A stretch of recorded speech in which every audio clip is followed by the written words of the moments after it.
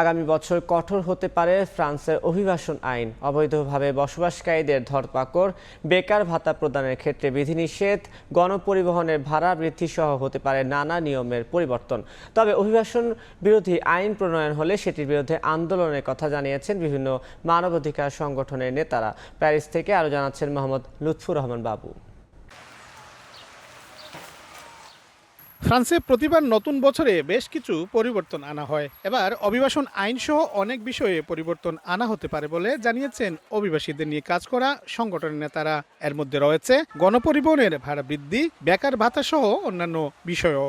এখানে যানবাহনের যে টিকিটটা রয়েছে প্রতি মাসে আগে দিতে হতো 82 ইউরো, এখন আরও বেশি দিতে হবে 2025 সালেতে। রিটায়ার্ডের ক্ষেত্রে রিফর্মটা যেটা রয়েছে পুনরায়, যেটা কিনা 64 বছর করার কথা ছিল, ইতিমধ্যে পাশ করে নিয়েছিল, এখন কিন্তু ওইটা নিয়ে আবার পুনরায় পার্লামেন্টে ভোট হবে। অভিবাসীদের জন্য যদি কিনা এই ভুল হতায়ও আসে, তাহলে দেখা যাচ্ছে যে নেগেটিভের দিকটা একটু বেশি দেখা যাচ্ছে।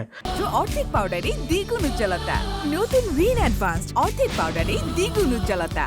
দেশটিতে বিপুল সংখ্যক অবৈধ অভিবাসী বসবাস করেন, যাদের মধ্যে উল্লেখযোগ্য সংখ্যক বাংলাদেশি।